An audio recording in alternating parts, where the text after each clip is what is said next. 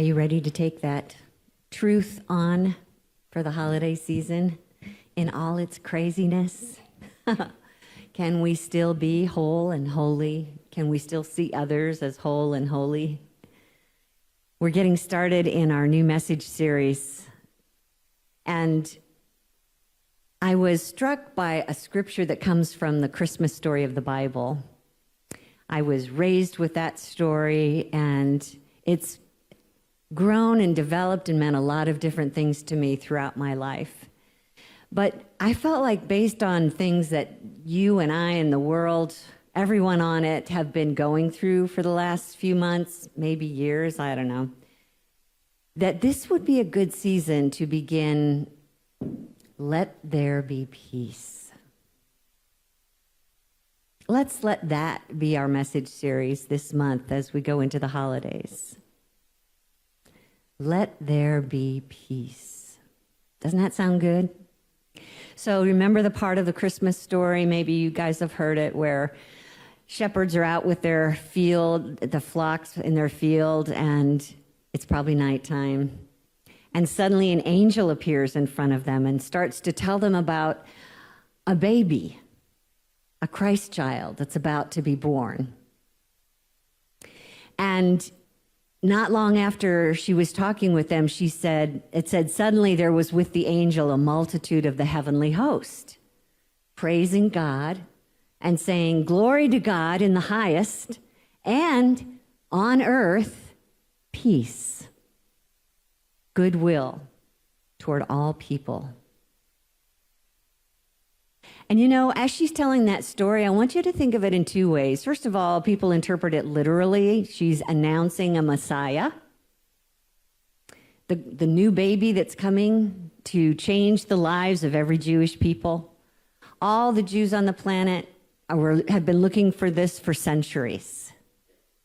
And today, in 2025, Unity looks at this scripture metaphysically. And so our focus, when we think of a Christ child coming, we think of the opportunity for the Christ Spirit, which is basically the presence of God within each one of us, to be born in us and through us. That's our opportunity.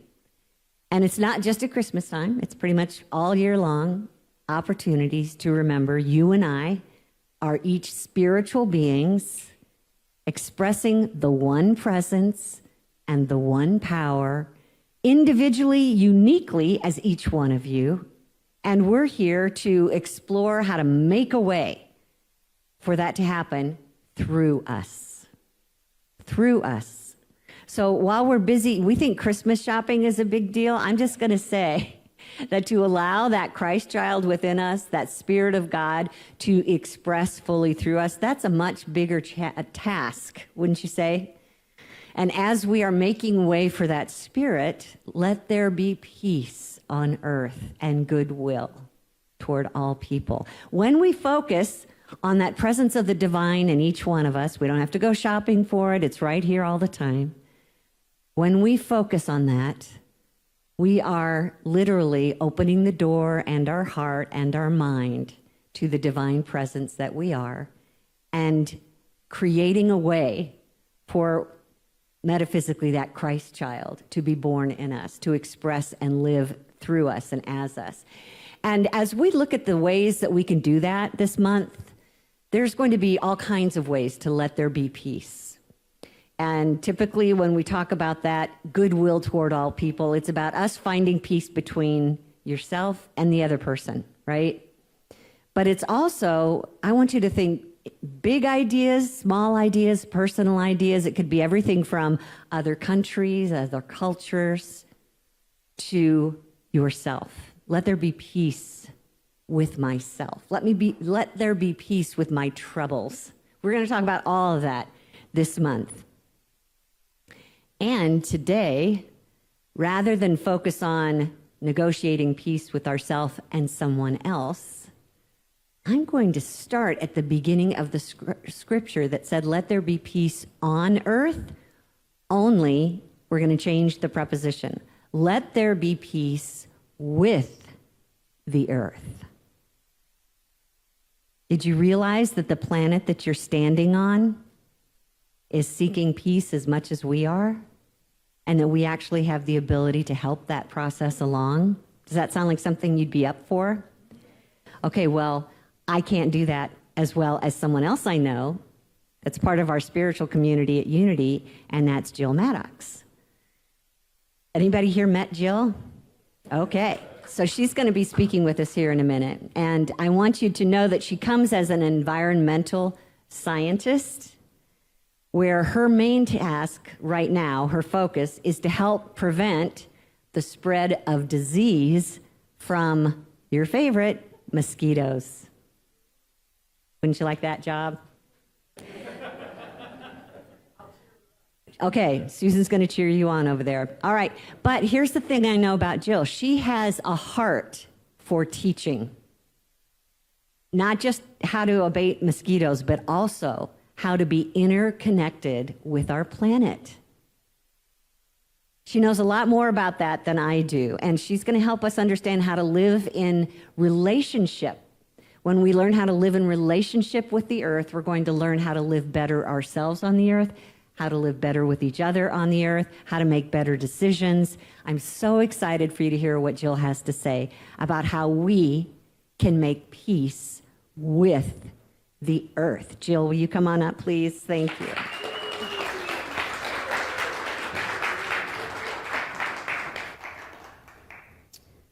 Good morning, everybody. Thank you so much for coming out in the snow. I know that was eventful this morning, waking up. I actually love the snow because I'm a skier, so this feels like an omen, right? This is going to be the year for skiing. I'm slightly exaggerating. I'm not a skier. I can ski. I can go really fast down a mountain on 2 slabs of wood. That's what I can do. So yes, I think it's beautiful. It's rather than spending the winter looking out at brown mud, we get this beautiful landscape to look at. So that's going to go along with what we're going to talk about today, how to be one with nature and enjoy it and develop this sense of peace that comes from the planet and nature. So in Unity, all the time, we always talk about how our thoughts in mind produce after their kind. And to me, that means that peace doesn't just come from the outside world. That's something that I have to work for every single day. It's a practice that I return to over and over again. And I learned this very, very deeply some years ago. I went to this place called Plum Village. Some of you may have heard of it. It's used to be ran by Thich Nhat Hanh. He is a Buddhist nun, and he's passed away since then, but he has wonderful, wonderful teachings. We have plenty of books out there. But to understand how I ended up at this monastery, you have to understand a little bit of backstory. So I've always been a nature lover. I've traveled all over the world, just have a huge heart for the planet. And I've always been deeply, deeply connected to conserving the planet and helping it and restoring it and doing everything I can to protect it. But as you've heard in the news, the earth is heating up, to put it very lightly. And for years prior to this, I spent so much time reading article after article, journal after journal, study after study about all of the bad things that are happening to the planet. Because that's what a scientist does, right? We try to seek information, we try to understand, we try to learn. But I became so bitter, so cynical, I was so angry, I was not the person that you see today. And after doing that for so long, something in me just broke, just cracked. And I started having panic attacks. And something that, I'm an anxious person, I'm type A, I'm a little crazy, but it was to the point where it was debilitating. And I was heartbroken by the damage being done. And I didn't know where to turn with this grief. I was just full of so much anxiety and so much pain, and I didn't know what to do. And then I came across that retreat, and it was specifically for people that worked in the environmental field that were suffering from burnout. And I said, I've got to go. That's it. That's what I'm doing. And so I signed up for the retreat, and off I went to France. And so when I was there, there's so many teachings that resonate with me while I was there, but one of the biggest things was no matter who you were, if you worked there, if you were a visitor, myself, washing dishes, everybody would stop throughout the day when a bell would ring, and you would just breathe, just 3 deep breaths while you were there. And that was a moment, it was a reminder to return back to the present moment. And that's all, right? It just took those 3 breaths to put yourself back in this state of peace. And it just reminds me that, like I said earlier, peace is not something that came naturally for me. It's something that I had to choose to return to over and over again. So anytime I'm in this moment of anxiety and I'm spiraling, I go back to that, those 3 deep breaths. And there was one day in particular, so every day we would go and you eat our meals in silence, somewhere in nature. You would just find your own little spot and you would sit down. And I was walking through this forest and I saw this tree that was down. And I said, I'm going to sit on that tree and eat my lunch in the middle of this forest. And in this moment, I get a little emotional talking about it. The air was so still. I mean, there was nothing, it was just me and nature, right? All you could hear was the leaves moving, the birds chirping. There was no separation between myself and between nature. It was like the forest was breathing for me, right? It was holding me in a calm that I hadn't felt in such a long time. And in that moment, I knew exactly what I needed to do for myself to be of service to the world and to be of service to, I wasn't going to be any good, right? If I didn't take care of my own emotional state, how can I be of service to the planet and how can I love the other people in this planet? So not long after that tree, I want to say it was maybe a year late, not even a year later, we discovered Unity. And we had been going to a traditional Christian church for many years prior to that, and I have deep respect for them. I love the community, I loved everything about it. But I often felt like I was trying to force myself to believe something that just didn't sit right with me. I'm sure many of you can relate. And then our first Sunday, we came to Unity, and Kitty was speaking, and something just clicked. I told Carlos, you can keep going to that church, but I'm coming here. I just remember thinking, oh my gosh, this is it. This is everything that I believe. And these teachings here has what accompanied everything I learned at that monastery. It was just an extra layer after layer every week that I get by coming here that has developed in me the ability to, for the most part, stay peaceful when it feels like the world around me is spinning out of control. But let's be completely honest. Right now, many of us are probably feeling unsettled about the future of the planet. Climate change is making us feel anxious, maybe hopeless, maybe even guilty. It feels like a problem that is too big to solve, but also too real to ignore. So one of the teachings at Plum Village that stuck with me for all of these years, and probably will never leave, is that you cannot heal the earth from a place of fear or anger. You can only heal her from a place of love. When we act out of our anger or out of our panic, our actions are going to be frantic. When we act out of fear, our energies are going to shrink, right? We're not going to be who we're called to be. But when we act out of love for the forest, for the oceans, for the animals, for the children, for the future generations, our actions will become peaceful, right? We're not fighting from the planet out of a state of anger anymore. We're working with the planet out of a state of peace, out of joyfulness. And from a Unity's perspective, right, we've taught here every week that God is not separate from us, that God is part of us, we are God, God is us, God is not separate from creation either. And Earth is not just simply this spinning ball that we live on, it's something that we live within, and it lives within us. It's a living expression of the divine mind, as Kitty always says. The Earth has its own rhythms, it has its own expression, it has its own thought, it's interconnected, it's guided by these beautiful, beautiful inner order. And that same order, that same spirit is what breathes in you and I, as it does in the trees and the rabbits and the squirrels that often eat my vegetables. And I've spent a lot of time with indigenous cultures all over the world, and they always speak of the earth as not just a place that we use, that we put our feet on, but more like a relative, something that we love. As a teacher, as a being that has a presence, that has a divine mind. It's not just an object. And modern science even confirms that now. I love science. I'm a scientist. That's what I do. I love, love, love science. And it confirms all these things that we already knew for so many centuries, that the forests communicate with each other, that trees support one another, life speaks to other life. And that's what humans are, right? We're the same. It's all of the same. It's all the divine substance that she always speaks of. It's all the same. And when we sit with the earth and we sit with that feeling, we can feel this sense of aliveness. I know some of you may have heard of grounding, where you put your feet on the ground. You can feel that aliveness coming up through you. It's something that you not just know in your mind, it's something that you begin to feel in your heart. And to me, like the earth is living. It's a beautiful, beautiful expression of divine love, just as you are, and you are, and you are, and you are. We are all this beautiful expression, just as much as the earth. And when I spend time in nature, I can feel that presence saying, be still, you're held, and you belong. And right now, I don't want to instill a sense of fear, but our planet, it needs our help right now. And it doesn't need us to necessarily save her overnight. And for a long time, I believe I had to fight. I had to get out there and march and do all these things. And that cost me. It cost me all of my peace. It cost me all of my sanity. Carlos knows he saw the best of me. But the truth is, the planet needs us to come with a spirit of peace, of love, of joy, of community, and not fear and anger. But it can feel overwhelming, right? We're seeing hotter summers, stronger storms, habitats lost, oceans are filling with plastic. These are all very, very real concerns. But again, naming them, it's not meant for us to be scared. It's simply to help us respond with intention. So take plastics, for example. We use them just for a brief moment, and they spend centuries in the environment. They're showing up in our rivers, our oceans, our soils, our air. They're causing damage to human health in the environment. And at the present moment, we're using more resources than the earth can actually regenerate. But again, it's not meant to scare us, but rather just to inspire us to live in a better, more harmonious relationship with the planet.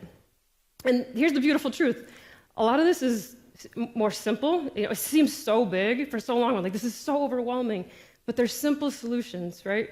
We can choose reusables, like bags, bottles, containers. We can support communities and businesses that are working towards reducing waste and doing things sustainably. We can eat more locally grown food or reduce our food waste, be mindful with our energy uses. Carlos loves to keep the thermostat at like 56. We don't gotta go that far. We can vote for environmental policies. These are all physical things, but spiritually, we can remember that every small act of love for the planet does matter, and that every mindful choice that we make will send a signal, and that every moment of gratitude will strengthen our relationship with the planet. And every time we pause when we're feeling out of control and take those 3 breaths, we're going to reduce the chaos within ourselves and therefore within the planet and everybody around us. And here's the bright side. The true transformation begins in communities, small communities just like you and this, right? Small rooms, it's just people just like this. It's a place where we can offer each other what we have instead of buying new, where we honor one another's gifts, where we learn from people that have walked this planet before us that know what it's like to live on the land sustainably. When we are in a community, we recognize that we are all here held by the same planet, breathing the same breath, nourished by the same spirit that is moving through all living things. And sustainability it's not simply just what we conserve, but also what we cultivate. And when we cultivate the spirit of gratitude for the earth, when we cultivate awareness of the impacts that we're making, and when we cultivate connections so that not one single person has to feel like they have the weight of the world on their shoulders. And perhaps most importantly, we know we've heard a lot about renewable energy, renewable resources. We cultivate hope because hope is one of the most important renewable resources. Hope is what's going to remind us that every single action matters, that healing is definitely possible, and that the future is something that we're shaping here together, you and I. So as we seek deeper peace with the earth, may we remember that this earth is us and we are the earth. And so as we breathe together, let us remember that the earth is not merely just the ground we walk on. She is a teacher. She is a presence. She's a companion on our spiritual path. And when we walk gently with her, she'll walk gently with us. May we continue to listen, to learn, and to let her peace shape the peace that we offer the world. Thank you.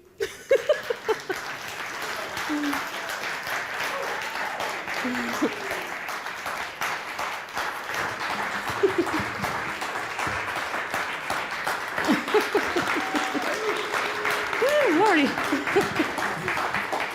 You made it. Beautiful job. Wasn't it beautiful? Yes.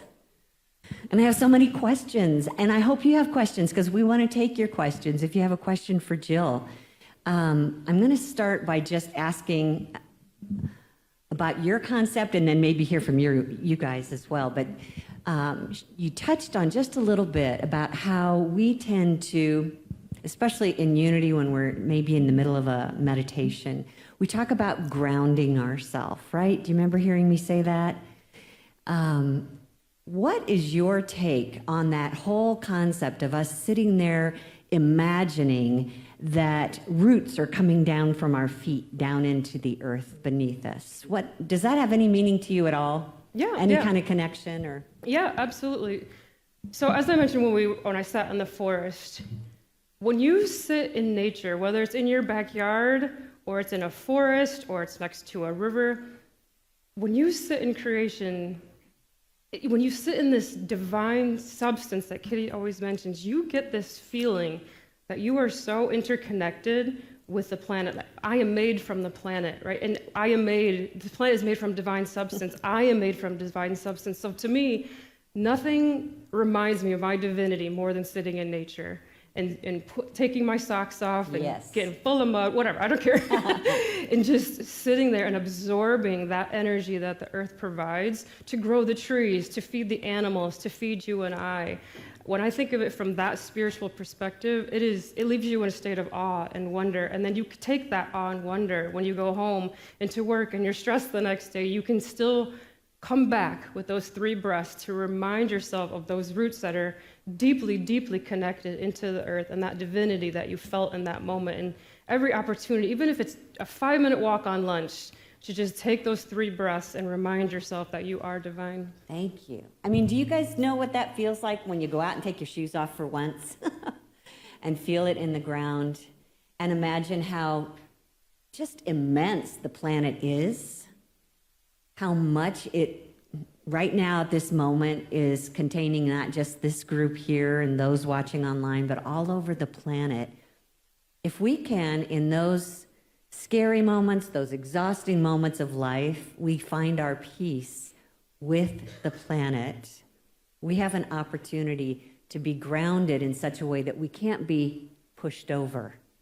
Think about that, how solid, how sturdy, how stable we become when we remember that we are grounded in Mother Earth. Can you just feel that for a minute?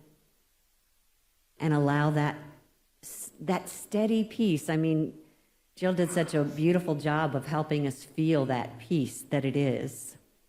I'm guessing that in truth, it doesn't need us to be what it is as far as its own peace. But you know what? This makes me think. I want to ask this next question is, do you think the earth is conscious?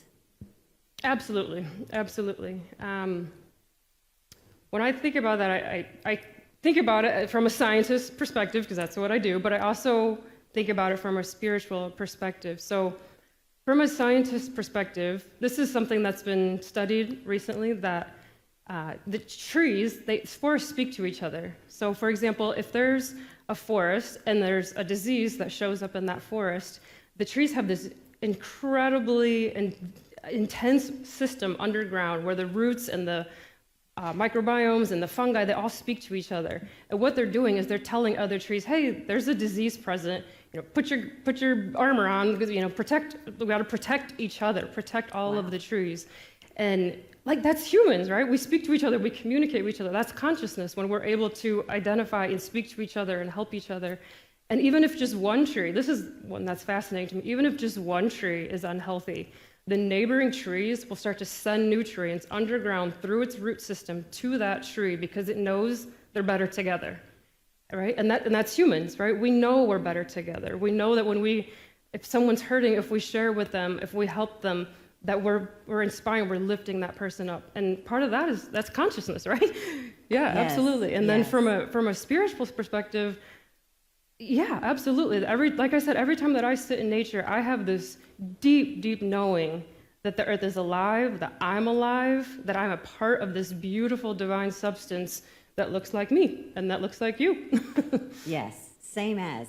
I don't want to get too far off track, but I just feel like there is, because we said here today, there's only one presence, right? That means that presence is as Jill reminded us, the substance, the spiritual energy, just a single field. But then it takes shape and form. And when I think about the fact that as divine mind is creating what went on, what became manifest on this planet, it also took into account how whatever it created was going to be happy and supported by the planet that it also created. So imagine in divine mind picturing what a planet could be. My hunch is, and what I've heard say is, Earth is pretty rare as far as what it is and what it offers. So imagine divine mind choosing a planet that looks and behaves like ours, not just physically, but also with a heart, that it has a heartbeat, that it loves everything that it's supporting, and that no matter what we've done today or not done today, even our planet is still awake and loving us. And I think one of the reasons that Spirit has paired us together, human beings and the planet Earth, was to help us evolve as spiritual beings. Because we're going to leave the body behind. It will return back to the earth. Isn't that interesting? But our spirit is eternal. And it needed a visit to a manifest realm we call the three-dimension, universe and earth, in order for us to do some growing. And now I'm going to ask Steve to run around with the microphone and ask you, how do you think this earth is helping you to evolve as a spiritual being? What is it offering to you? How is it expressing? How is it challenging you? What is it about living on planet Earth that makes this an opportunity for your soul to grow? Do you have someone, Steve? Raise your hand if you want to share. Over here, Judd. I think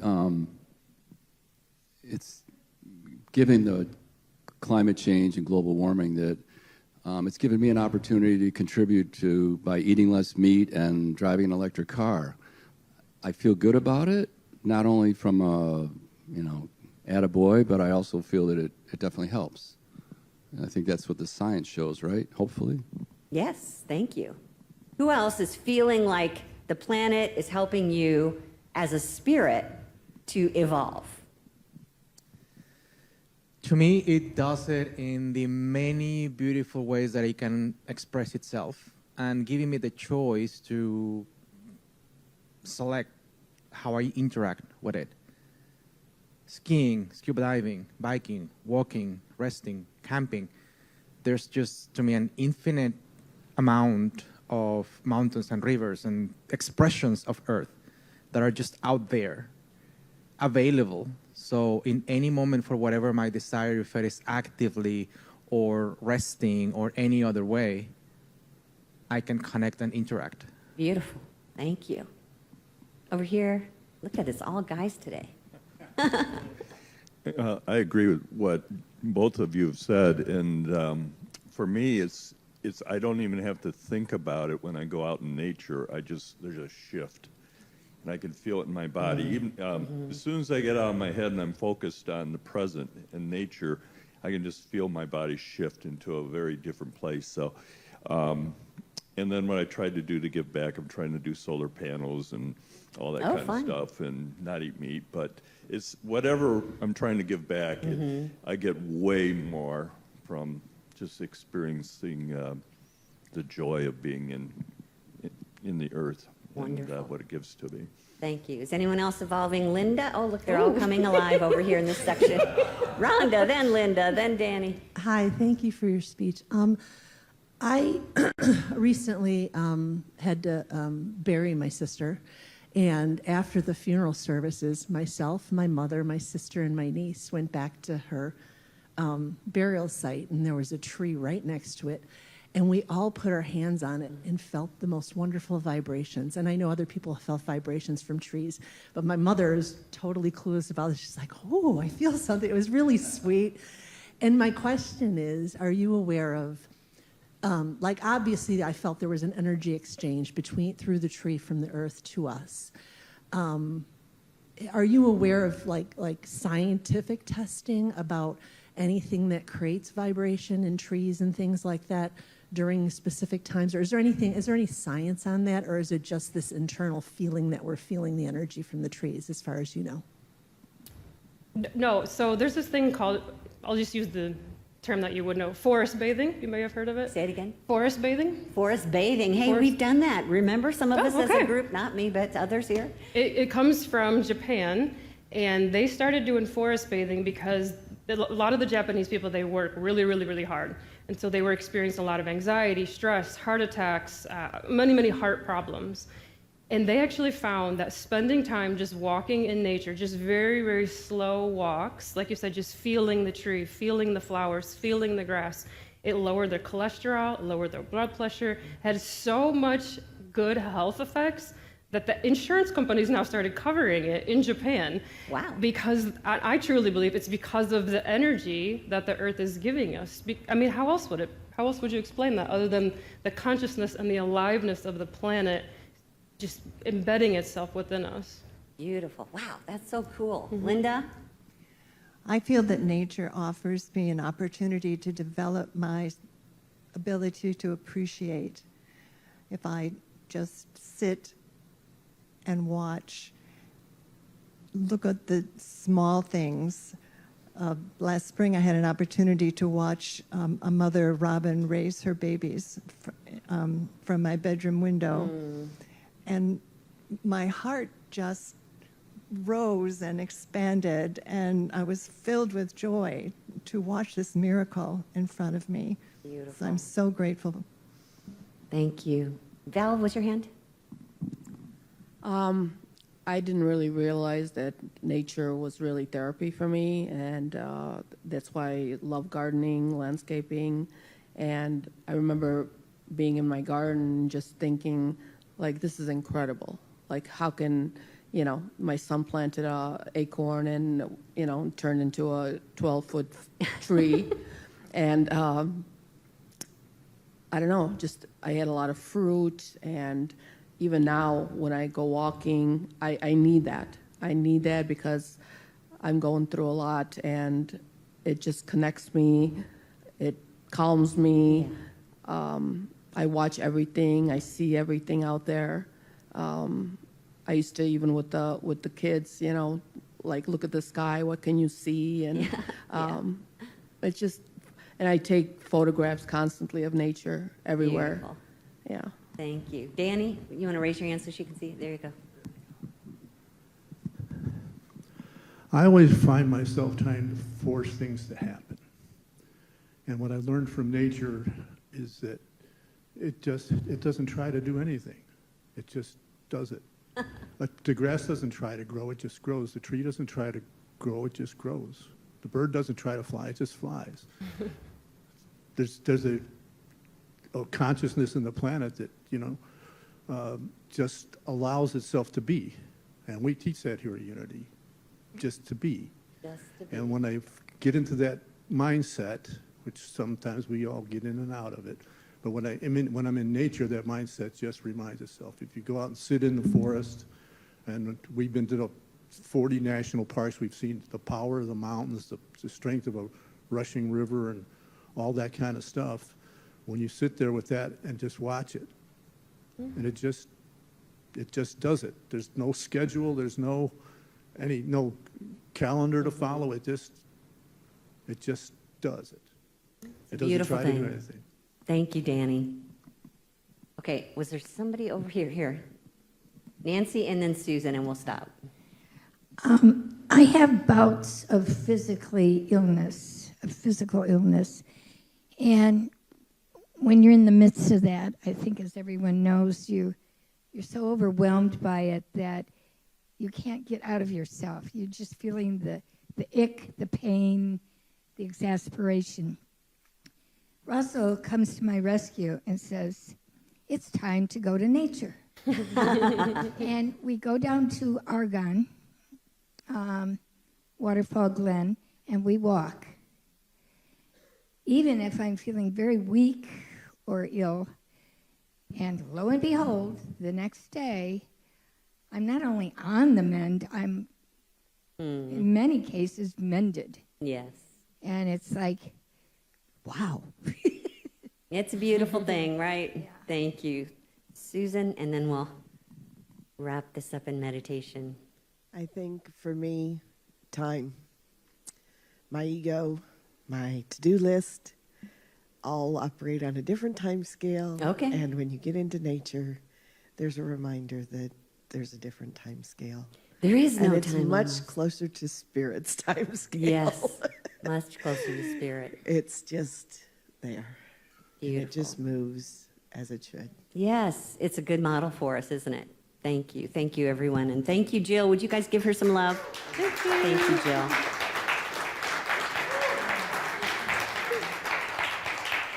I love where you went with my question, and I will challenge you this week to begin to look at how the earth is challenging you as a way to experience life in a way that you couldn't experience as just a spiritual being. So a good example was my little episode this morning with snow. Every time something of the weather, we blame it on the weather, we blame it on, what's the other word, an act of God. That's certainly something that our spirit will never deal with until we come into the physical dimension, land on planet Earth, like we're in a ship, I guess, and allow ourselves to experience things that we couldn't otherwise, that are a challenge for our soul. And today my soul was challenged by this beautiful snowfall that I loved and had to overcome. No, actually had to get along with. I had to get along with it. And while I kept waiting for everybody to come and help me, I realized there is a power within me that knows this power and can work in harmony with this power and move me on my way. And it did. So I'm just going to ask you to be thinking about that. Yes, Jill. Do you still have her mic on? Okay, go ahead. Go ahead. So what you said just reminded me. So this morning, as many of you probably woke up and thought, I get to shovel again. So I wake up very early, and before Carlos most of the time, and I thought, you know what, I'm going to get out there, I'm going to shovel, because he did the last snowstorm, and he did our friend's driveway that was, they were out of town, and his back was broken. So I said, I'm going to get up, I'm going to shovel, and he'll be surprised, and, you know, it's going to be great. So I go out there, and I'm going to town, and after the first couple passes, I'm starting to get tired, and you know what I did? I took my 3 breaths. I stopped, and I took my 3 breaths, and I realized I don't have to shovel. I get to shovel, right? It was just this calming presence of, like, the fascination and the awe and wonder. Water is steam, and it's ice, and it's snow, and it boils and makes food, and it does all of these things. And then I started to slowly shovel and enjoy the shoveling. So like Kitty said, when something feels like it's overwhelming and like a task, take those 3 breaths, and then you kind of get into this state of gratitude for what you're doing, and it's no longer a burden, but it's a loving, peaceful act that you're doing. Okay, beautiful. I'm out of here now. So, how about if we let there be peace right now with the planet? And let's begin by closing our eyes and feeling the planet with our heart. Imagine that you're feeling the planet with your feet.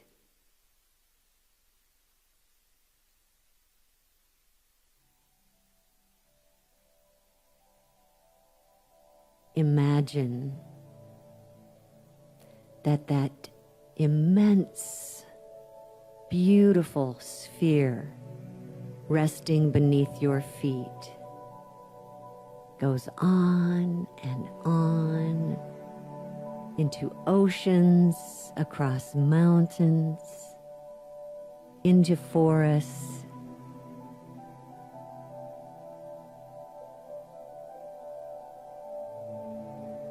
Imagine what the world would look like if every human being on the planet stopped to take a breath, a deep breath, maybe 3. Let's just do that now.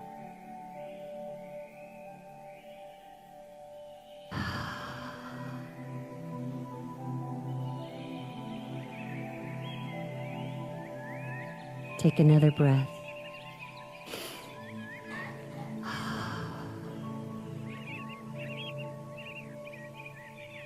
Listen to those birds as if they were someone that you knew and loved.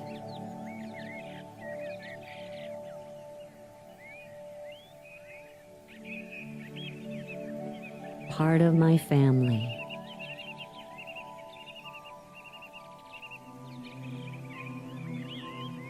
This divine life here on this beautiful planet loves us so deeply. It's creating space for us to hear these joyful songs. Just allow that music to fill your heart.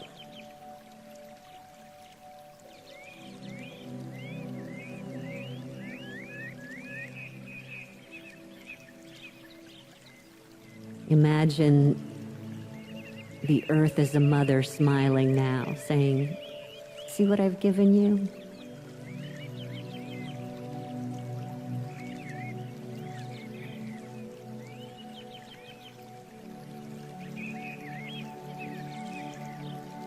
And sense that flowing water.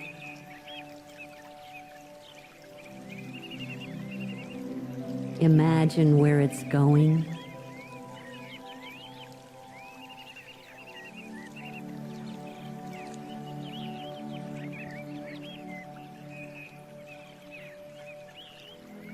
Flowing from the highest mountain stream to the deepest African river.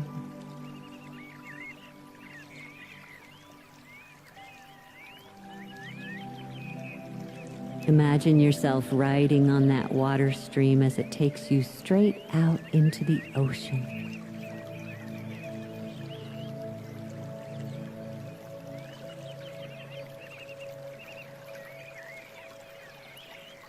Recognize that water is part of the earth's body.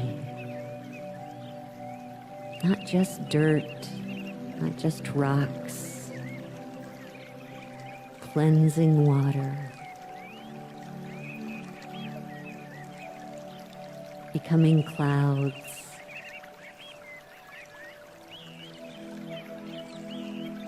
Creating rain or snow. Watering the earth again.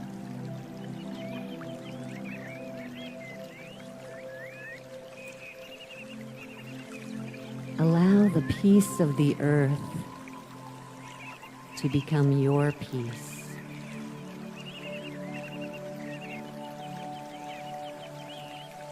Can you hear it asking you to slow down? To breathe deeply at your own pace. Do it again. Take a breath. Imagine that the fragrance coming in might be a eucalyptus tree or a lilac bush.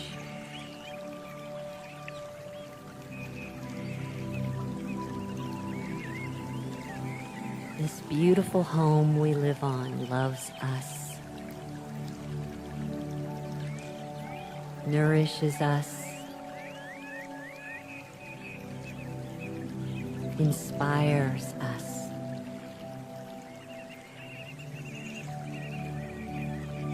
As we make peace with planet Earth, its light and our light becomes one.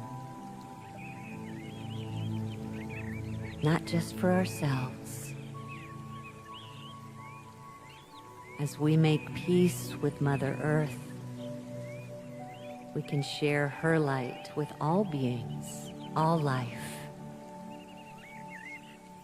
And at the same time, we strengthen and nourish Mother Earth herself. The heart of life aligns with our very own heartbeat.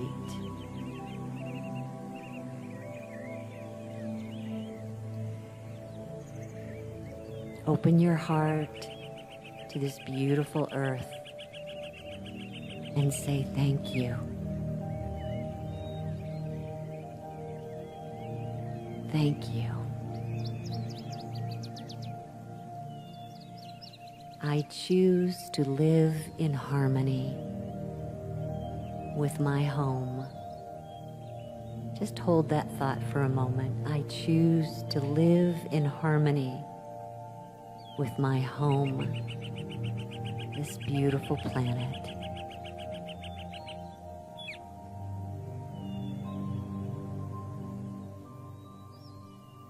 This is the truth of our being, one with this world. And so it is. Amen.